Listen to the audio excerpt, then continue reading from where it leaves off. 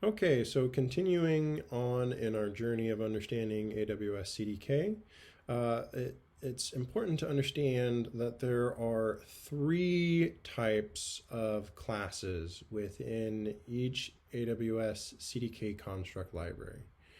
There is an application class, and then there's a stack class, and then there are resource classes. And a lot of the times these classes are referred to as constructs. So there's an application construct, there's a stack construct, and there are many, many different resource constructs. Each application and stack and subsequent resources form a relationship, a hierarchical relationship actually. So an application can have one or more stacks, and then each stack can have one or more resources in them. And we're definitely going to see this in action here in a later video where we look at a much more complex demo application. But if we cruise back to the simple S3 getting started application that we looked at, we can kind of further investigate this to more understand this relationship. So inside of the entry point, so that's your script or your TypeScript file within the bin directory, we instantiate this app class. So if I rearrange my screens a little bit here for better viewing, we can see that we have this app class, which is what I represent in my slide over here on the left. And then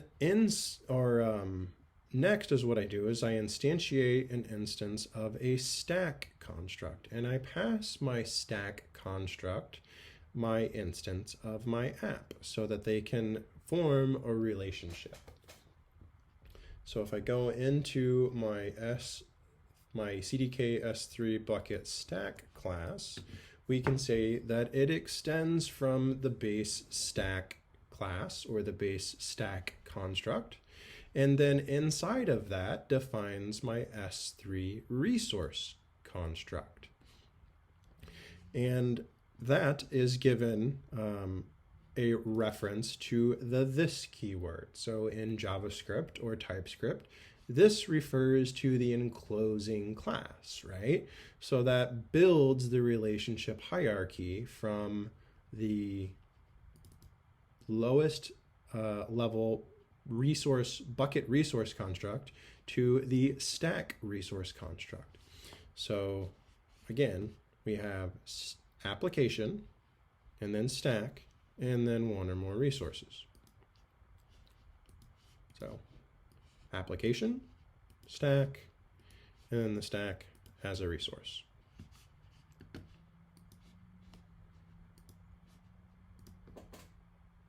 Now, another thing to understanding how AWS CDK provides value and how it works is to take a step back and understand the different abstractions provided through AWS's provisioning models themselves. So at the very lowest level of abstraction, there are a litany of different REST API endpoints that are used to provision or manage the AWS cloud resources that they provide. So, there is a REST resource endpoint for every resource, just like, there's a REST endpoint for an S3 bucket, there's a REST endpoint for an EC2 instance, there's an endpoint for everything. However, that becomes quite complicated and difficult to manage when you have dependent relations amongst your various different infrastructure components, where maybe maybe you have a Lambda function that depends on a DynamoDB table and then also depends on an S3 bucket. Well, you would have to make sure that you call your REST API endpoints to generate your DynamoDB tables first, and then your S3 bucket first, and then you have to sit there in maybe some sort of a looping session to wait until they're fully provisioned, and then you would call the REST API endpoint to provision your Lambda function, and quickly that kind of spirals into something that's not quite tenable anymore. It is not easy to maintain. So AWS came out with CloudFormation, which is just a declarative representation of all of those REST API resources. So of all the different cloud resources. So there are AWS CloudFormation resources for things like S3 buckets, DynamoDB tables, and Lambda functions, all the things that I said previously. There is a declarative representation in CloudFormation. And the way you write CloudFormation templates is you write them out in either JSON or YAML, kind of like what I showed in the getting started application with the S3 bucket. And the problem with that is that becomes quite tedious and very verbose to maintain and write. And reusability kind of struggles quite a bit. And the ability to generate patterns and enforce different rules and stuff like that at the organization or even department level becomes very challenging. And that's kind of what the Cloud Development Kit hopes to solve. So built on top of the REST APIs and on top of CloudFormation is Cloud Development Kit. And there are 3 levels of abstractions within the Cloud Development Kit itself.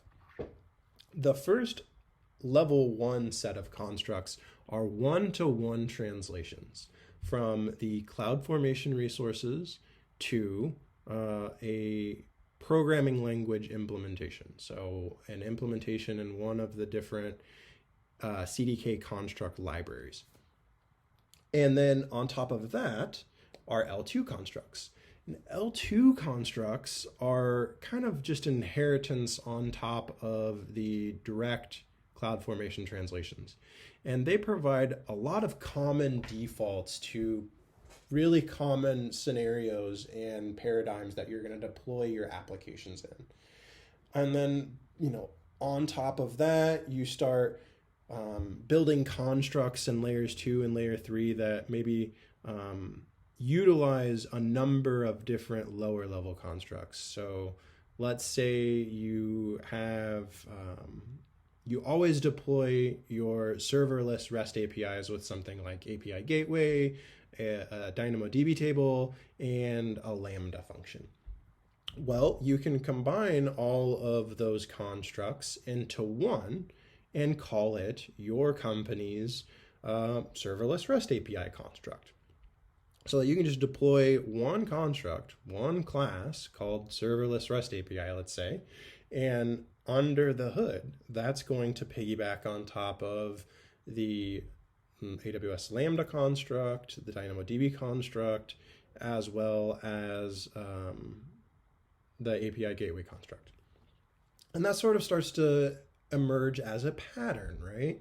And that's really where level 3 comes in. Is it's no longer just setting sensible defaults to how you configure your construct. It's putting together things in common ways that you're going to use, like my REST API example, my serverless REST API.